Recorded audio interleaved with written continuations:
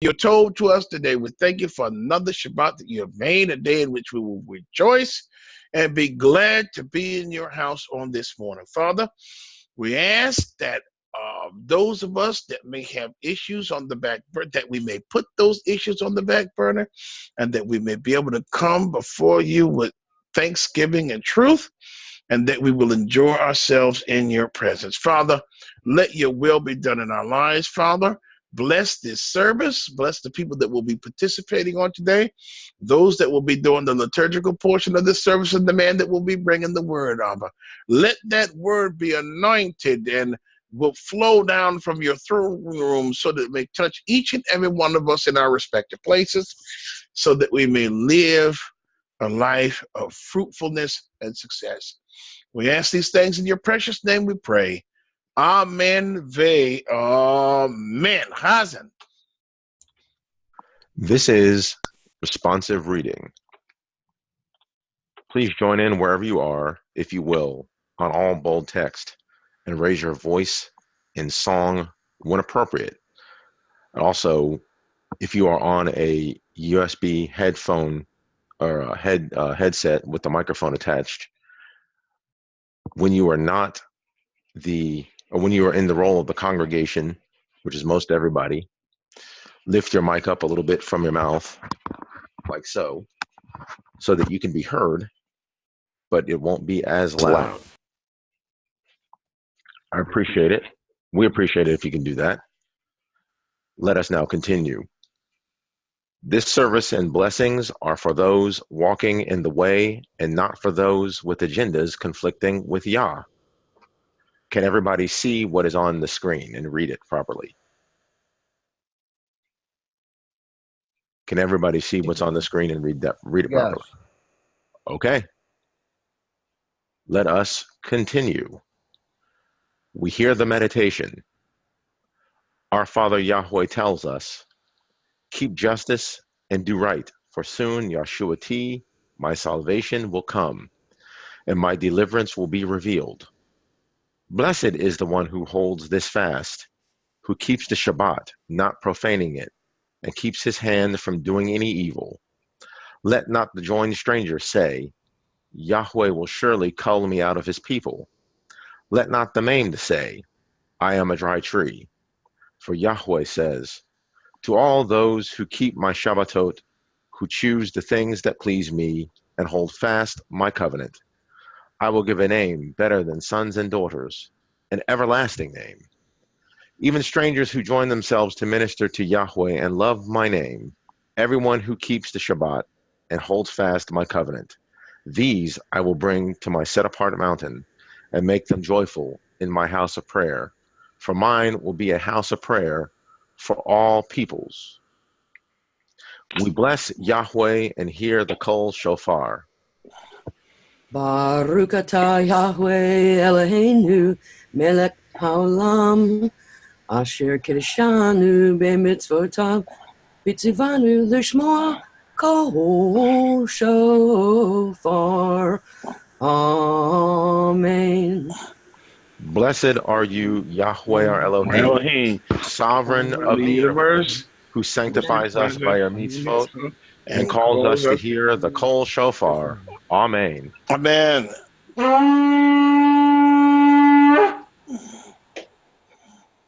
We bless Messiah. Baruch atah Yahweh Eloheinu melech haolam asher natan lanu et derek haYeshua b'Moshiach Yahshua. Amen. Blessed are you, Yahweh our Elohim, sovereign of the universe, who has given us the way of escape in Messiah Yeshua. Amen. Amen. Ush'avtim hayim mayim besasone mimane haYeshua. So with joy we draw living water from the springs of deliverance. We bless each other. On that day Jacob blessed his grandchildren. He said, in time to come, the people of Israel will use you as a blessing. They will say, may Elohim make you like Ephraim and Manasseh. Yesimcha Elohim ke'Ephraim v'chi Menashe. May Elohim make you like Ephraim and Manasseh. Yisimech Elohim ke'Sarah, Rivka, Rachel ve'Leah. May Elohim make you like Sarah, Rivka, Rachel, Raquel and Leah. Leah. Yivarechecha Elohim v'yish merecha. Yair Elohim panav elecha v'hunecha. Yisa Elohim panav elecha v'yasim lecha shalom. May Elohim bless you and watch over you. May May Elohim Elohim shine his on his face face towards you and show you favor. May Elohim be favorably disposed towards you and grant you peace. We enter the set-apart home, Matovu. Matovu,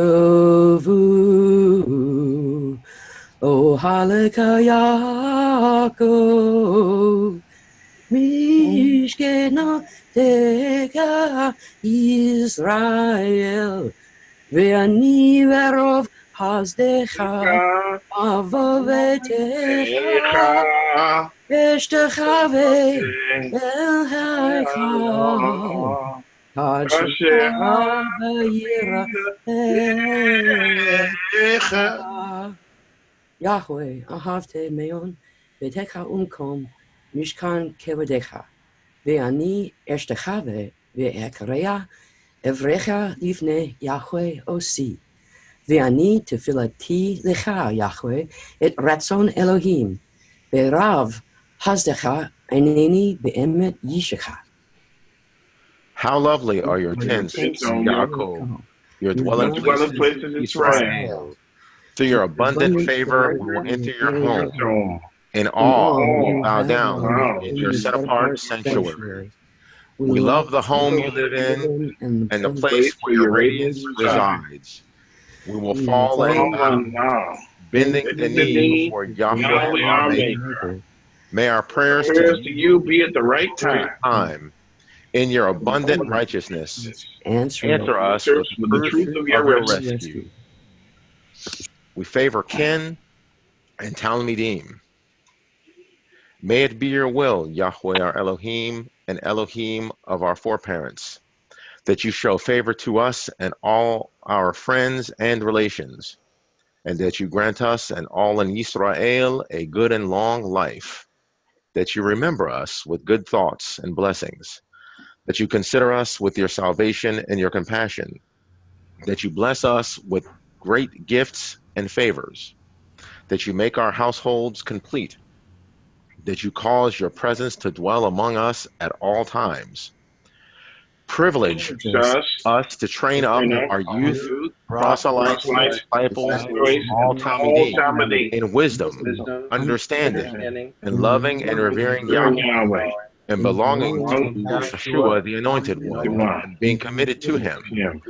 Let them be people of truth, set apart for Yahweh, to illuminate the world with Torah and Tov Mitzvot, doing all in the service of Yahweh. Hear our supplication right now, and give us the same favor as our spiritual mothers and fathers. Cause our light to shine as a reflection of your face for all ages, so that all Israel might be saved. Amen. Amen. We recite the Shema and the Ve'ahavta. Shema Yisrael, Yahweh, Yahweh, Baruch Shem Kavod, Malkucho, Leolam Ba'ed. Hear, O Israel, Yahweh is our Elohim, Yahweh is one. Blessed is the name of His esteemed kingdom forever. Ve'ahavta et Yahweh Elohecha, v'chol levavka, uv'chol nafshecha, uv'chol me'adecha. Ve'ahavta le'reacha kamocha. Ve'hayu hadevarim ha'enla asher anochi mitzravka hayom al levavecha, ve'shinamtam bevanecha ve'tibartabam בשבתך, בביתך, ובלכתך, בדרך, ובשכבך, ובקומך, וקשרתם להיות על ידיך, והיו לטוטפות בין עיניך, וכתבתם על מזוזות ביתך ובשעריך.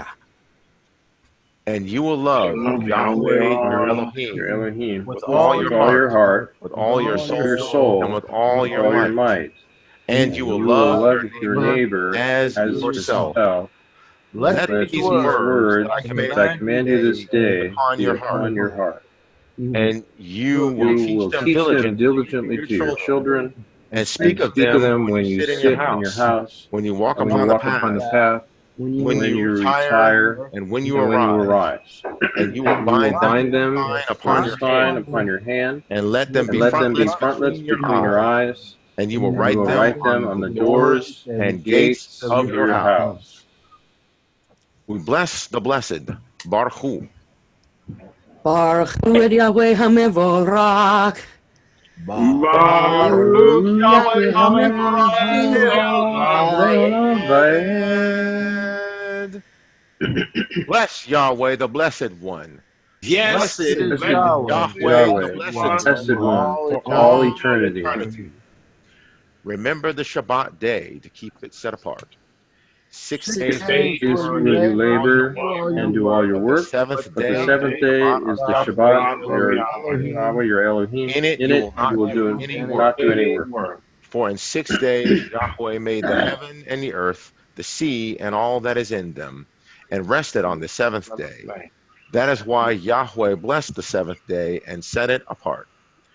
Speak also unto the Children of Israel, saying, above all, my Shabbatot you will keep, for this is a for sign this is a sign between me throughout and your you generation, throughout your generations, so that you may know that I am Yahweh who sanctifies who you. sanctifies you. The Israelites are to observe the Shabbat, celebrating it for the generations to come as an enduring covenant. It will be a It will be a sign between me and the Israelites forever. For in 6 days Yahweh made the heavens and the earth, and and on the seventh day he abstained from work and rested. And it will come to pass that from one new month to another, and from one Shabbat to another, all flesh will come and worship before me, says Yahweh. We minister shalom. Shalom Aleichem. Shalom Aleichem, Malach Shalom, Malach Mi Melech Malchim Hakadosh Baruch Hu. Boachim Shalom Malachim Shalom Elyon Mi Melech Malchim Hamalachim Hakadosh Baruch Hu. Baruch Hu Shalom Malachim Shalom Malachim Mi Melech Malchim Malachim Hakadosh Baruch Hu. Shalom be yours. Ministering Malachim of the El Elyon, coming forth from the sovereign of sovereigns, the set apart one. Blessed is he. May your coming forth be in shalom. Malachim of shalom, Malachim of the Most High, coming forth from the King of Kings, the set apart one. Blessed is he. Bless us with shalom. Malachim of shalom. Malachim of the Most High, coming forth from the King of Kings, the set apart one. Blessed is he. We give thanks and praise. Are there any praise reports and prayer requests that people would like to offer up on this Shabbat day? And if we can stop recording here, I'm please. looking for it. Let's see. Pause. There it is. You can unmute to record if that's what you want to do.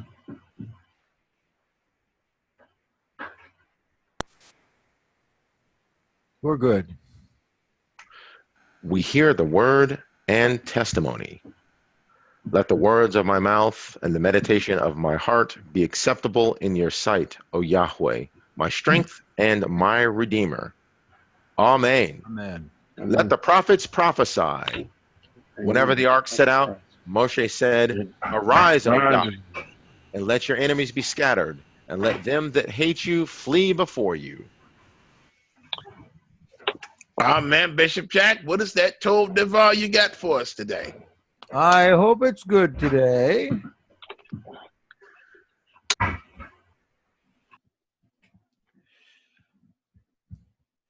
This is called Rules of the Road, number 1.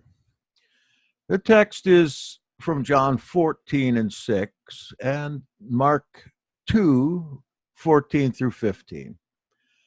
John 14:6 simply says, Yahshua said, I am the road.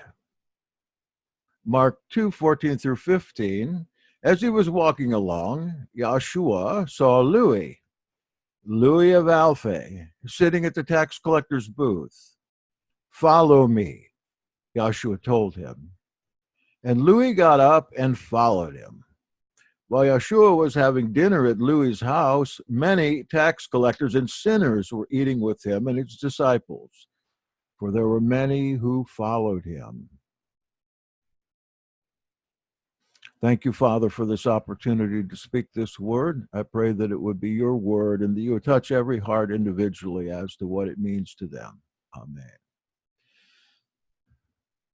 I had my first driving lesson at the age of 10. My mother packed me and my 2 brothers up in the car and took us to pick up the dry cleaning. The cleaner's parking lot was situated so that you nosed up to the building when you parked, and it was behind you, it was downhill all the way. Behind the parking lot and parallel with the building, the mighty Blanchard River ran, afoam with the soap bubbles wasted by these dry cleaners. My mother parked the car and went into the building, leaving us behind and the car running, just to run in and get the laundry. I was curious. I wanted to drive that car. While Mother was gone and my brothers were both in the back seat, I got behind the steering wheel. And I tried to turn it just as though I were driving. But guess what? It wouldn't turn. I tried as hard as I could, but it wouldn't budge until I remembered the shifter. I just eased that column shifter 1 notch, which freed the steering wheel up, and I began to turn the wheel with ease. That was when I learned the first rule of the road. You can't steer a parked car. The point is, when the engine is running, in order for that powerful machine to do what it was designed for, it has to be shifted into gear. I found it worthwhile to experiment with those controls of that car to learn a lesson. I'd used the lesson over and over again throughout my life that you can't steer a parked car. But the downside of the learning experience was that the car, with us boys aboard, began to move. I did shift that car, but it began to move backwards, down the hill, backwards toward the awesome menace of the steep gully that led downward to the mighty Blanchard River, still afoam with suds. We began to squeal as we realized what was happening. Mom! Mom! Mom! In a panic, I left off the steering wheel. The car picked up speed and seemed to us to be going about 70 miles per hour backward, but of course it wasn't. Because when our fate seemed to be sealed, Mom popped out of the cleaners, dropped her clean clothes in the parking lot, and ran for the car. In one fell swoop, she was able to open the door, jump in, and throw on the brake only moments before we would have reached the precipice and the river. I don't think we would have survived, any of us. But through this frightful experience, I also learned the first corollary to that first rule of the road. Shifting into gear involves grave risks, whether forward or backward. Now, Louis, he was a young man who really had it made. He knew how to take advantage of a good situation. His nation of Israel was occupied by Rome, which had set up a taxing system to help finance further military endeavors throughout the world. Louis collaborated with the enemy by collecting the tax from his countrymen. He was known as a telemon, or a tax farmer. Although he was hated and berated by the religious and patriotic people of Israel, he'd made it at 25. A solid job, a great apartment, plenty of money to entertain other sinners. He'd retire at 50 with a pension and take it easy after that. Louis was trying so hard to be a good company man, hoping to someday reap the rewards of his many years of work and service. But Louis had another side, a nagging religious side, as his name implies, because Louis wasn't interested in the organized religion of the big-bearded Pharisees or the effeminate Sadducees. He didn't care much about going into the temple on the Shabbat or other holy days. Nobody liked him there anyway. Everyone already knew he was a sinner. And there was no being a sinner and being religious at the same time anyway, so he thought. The fact is, Louis was in rebellion against his own inner desire to know his Father and to know Yahweh's plan for his life. He was petrified by the thought of serving Yahweh, even as a Louisite. He was taking the smooth way, despite the fact that his heart was yearning for something more substantial than a decent paycheck, a position in the company, and a never-ending party. In his heart of hearts, he really wanted more. Despite what it seemed, Louis's life was in park. And despite his inclinations toward Yahweh and his masked desire to know him and serve him, Louis made up his mind to go against his heart and stick to that which had made him a young financial success. Let us remember that the name Louis means sticky.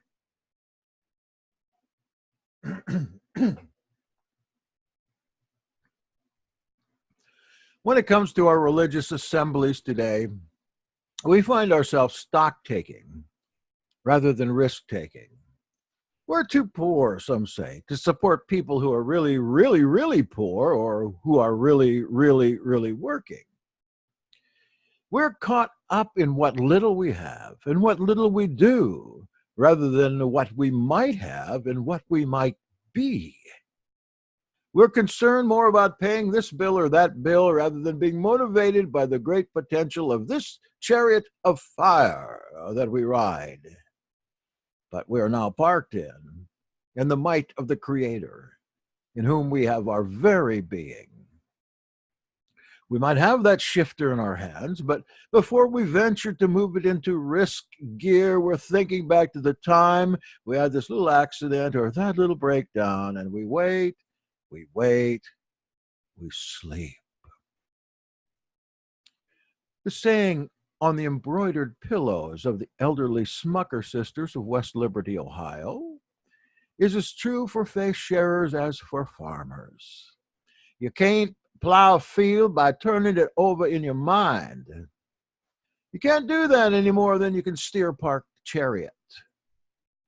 No faces would age, no skin would wrinkle, if no one ever went out into the sun, if no one ever showed an emotion, but what a price to pay to look young.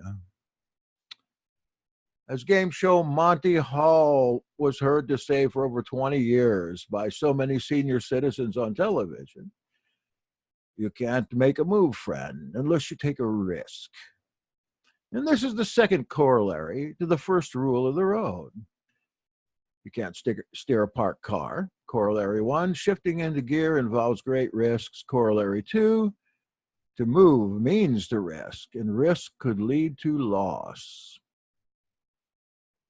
When the Son of Man passed the tax collection booth where Louis was parked and said, "Follow me," what must have passed through Louis's mind? To heed the command of this drifter would to risk his sumptuous lifestyle, his corporate involvement, his love life and fun life, and everything else he planned for a material present and a secure future. He might have to suffer some. He might have to give away some. He might also even have to lose some, but that was unthinkable. The text seems so cut and dried. It says, "And Louis got up and followed him." But what an incredible change, of course, was this. What mental anguish, what inner fighting and friction to get up and walk away from the box of money on the table and all that it represented to him. Maybe it was Joshua who first said, "You can't make a move, friend, unless you take a risk." The problem we drivers of this chariot of fire we call the kingdom of heaven have is exactly the opposite of the problem of the 500 million motor vehicle operators of this world. Their problem is knowing where they're going and going without towing. But our problem remains getting going without knowing where we're going. The best song that we of the Yahadim might sing concerning our journey is by poet Carl Sandburg. We don't know where we're going, but we're on our way. We need to be on our way, every one of us every day, and leave the destination to the almighty GPS. Although we want to play it safe and we want to plan ahead, we're taught to do that. We dare not play it safe. To play it safe is to be like Louis in the booth, stock taking. In bankers' terms, forever checking out instead of launching out into the great unknown of Elohim's possibilities. We rail against gambling from our pulpits. We decry any risk-taking as wrong and immoral, yet our Father is the biggest gambler of them all.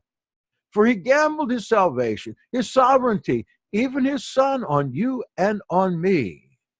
Talk about risk-taking behavior. As C.S. Lewis was heard to say, God is an inveterate gambler. Now, we must be willing to throw caution to the wind and risk our wager.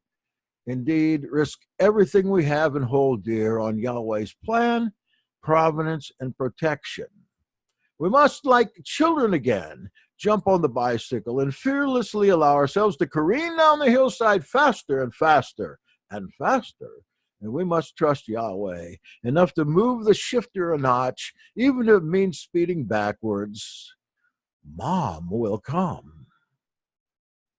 This leads to the third corollary, to the first rule of the road, which is you can't steer a parked car. Corollary 1, shifting into gear involves great risk. Corollary 2, to move means to risk, and to risk could lead to loss. And corollary 3, the greater the speed, the more stable the chariot. Speeding, especially when you don't know where you're going, is fearsome. Louis walked away from his future as a Roman citizen to follow an itinerant exorcist. After following for a while, his mind in overdrive, Louis thinks, maybe I could make an excuse and get my old job back. He's scared now. His knees are knocking. The devil makes Louis feel foolish and frightened for taking such a risk, and so does his wife. So do the sinners who like his parties. Louis taps Yeshua on the shoulder. Hey, man, we need to talk about this. Yeshua says, fine. We'll talk about it at your party tonight. Then Louis thinks, oh, he's coming to my party. In a way, Louis feels grave concern about having this holy man come to one of his wild parties, with the booze in the fridge, the dirty magazines on the table, and the sinners and whores there, not to mention the filthy toilet. Even Dick the Bruiser and Judas the Belcher will be there. But there's something else in Louis that tells him everything's going to be fine because this man's going to fix your wagon. Louis surrenders himself, warts and all, and allows Joshua to take his life and his house and his party and even clean his toilet. And when he does, his level of fear diminishes and his dependency grows. Must we be so adult in our driving, friends? Must we be so controlling and calculating? Must we be so in charge? Does controlling a situation or journey help us dispel the fear of it? Must we, before taking our foot from the brake, be certain of exactly where we're going, whether we have a good spare tire or not, whether we paid State Farm this month or not? Why must we make certain of these things before we shift into drive? Why? Because we're such solid citizens of the beast system. Have you ever seen that poster that shows a frog out on a limb? The caption reads, "All progress has resulted from those who took unpopular positions." And it's true. It's all a matter of the fear of risking what we have already. Change means loss. But once we garner the courage to turn the key and shift into drive, we no longer need the key, do we? Fear often gets us to begin trusting Yahweh. Sometimes you get to the point where you have no choice but to throw it all upon Yeshua. Fear can give us a kickstart from a dead stop. Listen to me. Fear is not the opposite of faith, as some suppose. Complacency is.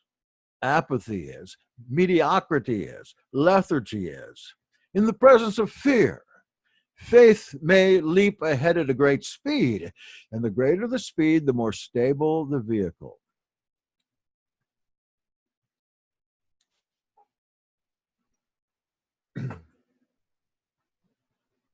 Now let me tell you about my dad. He was an itinerant building contractor for years before he went into the ministry. When I became a teenager, summer would come and he would command, "Follow me." I didn't like to hear those words because it meant going away for weeks at a time and working incredibly hard on some construction job or a train scale. I hated every single day, hour, and minute of it. One day when I was 17, we were finishing up a construction job in West Central Ohio. Dad just bought a new car, a 1969 Ford Cortina 5-speed. His last command to me before he drove off in the big truck was, "Get in the car, drive to Gypsy, Pennsylvania, and meet me there." That was it. But too late. Off he went. Well, I thought it would be great fun to drive that car across country, despite the fact that I had no driver's license and that he knew that. But then I got into the car for the first time. I saw that it had a 5-speed stick shift. I'd hardly driven an automatic less than a stick shift before. I had no idea how to get going. Fear began to race through my mind, not fear of the driving, but fear of my father. Here I was in the middle of nowhere, no money, no map, no driver's license, in a brand new car that I didn't know how to drive, yet there was a mission, that mission. Go to Gypsy. Gypsy, Pennsylvania, wrote a song about it. And the implication was, get there any way you can. I sat there for a long time in really deep fear. Soon, I realized what I had to do. I learned that the darn thing wouldn't start until you pushed down the left pedal. And every time I left off that pedal, the thing would stall out. This went on for a half hour. Really, I had no idea what to do. When I eased the pedal up, I started going backward. This reminded me of my first driving experience at 10. I pressed that pedal down, turned the key again, and this time I moved the shifter around, let off the pedal, slowly, slowly, and the car didn't move. Oh, that must be neutral. Finally, I figured out how the gears worked, and I started off for Gypsy. My first obstacle was a steep hill in a town, which I managed all right until I had to stop at the top for a red light. I put on the brake, and the car stalled out. I sat there for 10 minutes trying to get through that red light. Every time I would try, I would go backward and the car would stall out. Finally, a kindly trucker who was waiting behind me, who made a living at shifting into drive, got out of his truck, drove me up the hill and parked me. By the time I made it to Gypsy, I was an expert at driving a 5-speed compact car. Faith leaped through fear, and I was also always a fearsome kid, fearful. My brother wrecked this car a month later at Dad's command, telling him to go someplace. He didn't have a license either, but we learned that a failure is just one more step towards success. Unless, of course, you're wrecking Dad's new car. Beloved, let us fear of the unknown propel us to great faith in Yahweh's providence. Once we realize that we are crash-proof in his hands, we may overcome our fear, get out of park and into drive and fly, just as we do in our dreams.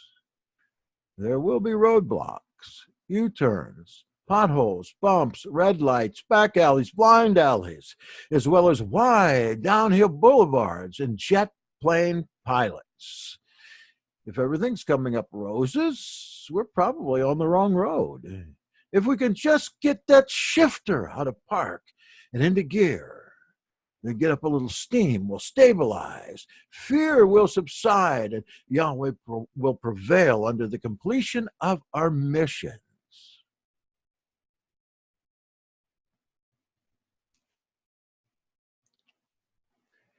Yahweh prevailed in Louis's life after he decided to follow Yeshua, no matter where Yeshua would take him, no matter what it would cost.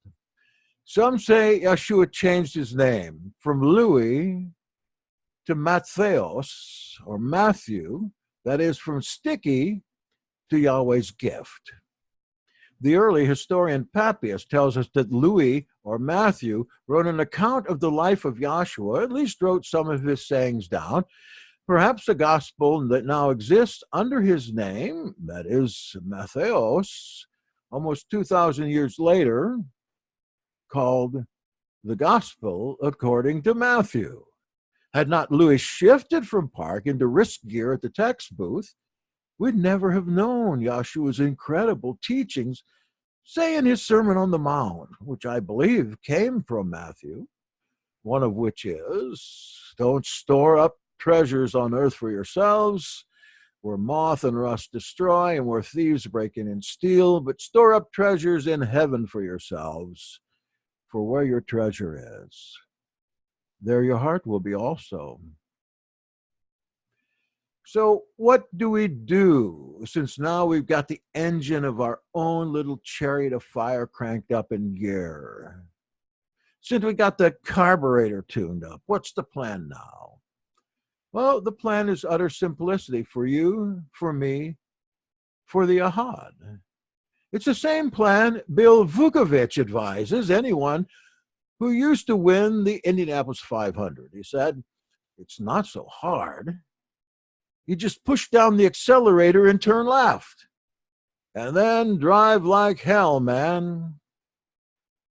And that brings us to the final corollary of the rule of the road number 1, the ultimate law of all hope. That rule being you can't steer a parked car. Corollary 1, shifting into gear involves great risks. Corollary 2, to move means risk, and risk could lead to loss. And corollary number 3, the greater the speed, the more stable the chariot. The fourth corollary is the road's last turn will be the best. Amen. Oh, man. Chazan?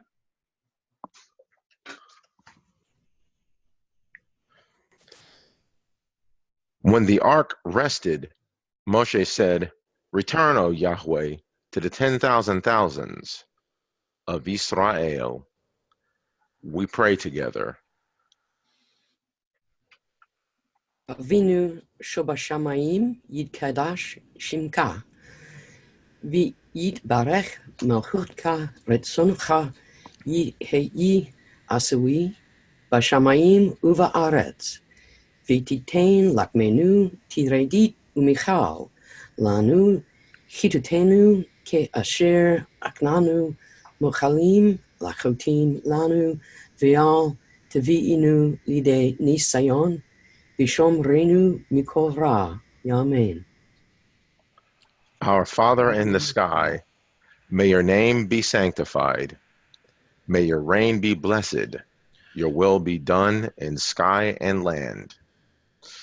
Continually give us our bread.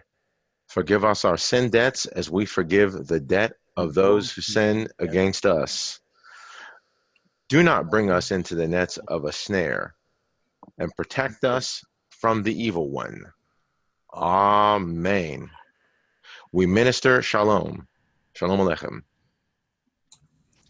Seidchem l'shalom, malachei ha-shalom, malachei elyon. Melech malchei ha-malachim, HaKadosh Baruch Hu. May your departure be in shalom. Malachim of shalom. Malachim of the El Elyon. Coming forth from the sovereign of sovereigns, the set apart one. Blessed is he. We sing the song of peace. Shalom, my friends. Shalom to you now. Shalom, my friends. May Yahweh's mercy bless you well, my friends, in all your living and through your loving. Yahweh be your shalom, shalom, shalom. Yahweh be your shalom. The leader blesses. Yahweh v'yishmerecha, Ya'er Yahweh panav alecha v'hunecha, Yisa Yahweh panav alecha, v'yasem lecha shalom, B'Shem Yeshua HaMoshiach Dar Shalom. Amen. Yahweh bless you and keep you. Yahweh make his face to shine upon you and be gracious to you. Yahweh lift up his countenance upon you and give you peace. In the name of Yeshua HaMoshiach, Prince of Peace. Amen. VEY. Amen. Amen. Are there any announcements for the day?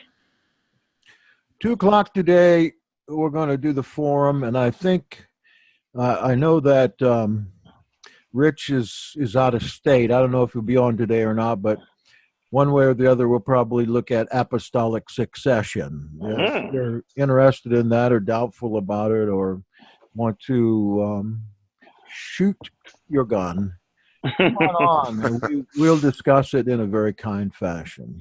Thank you. 2 o'clock. Are we going to have a 3:33 club tomorrow? Yes, 12:30. Yeah, I heard from 12:30 club now. Actually, I heard from Onya. He said that he won't be able to do it tomorrow at 12:30. So yeah, if you could do it on next Sunday, but next Sunday, yeah, that's what he said. So if you want to find out more particulars, I guess you talk to him. Right. Well, I'll make it clear on the event roster there on Facebook. Okay. All right. So with that being said, everybody enjoy your Shabbat. Spend time with a fellowship if you have one, with other people. If not, stay in the Word. Get in communion with Yeshua and the angels and the Father Yahweh himself. Shabbat Shalom, everybody. Shabbat The service Shalom. is finito. Finito.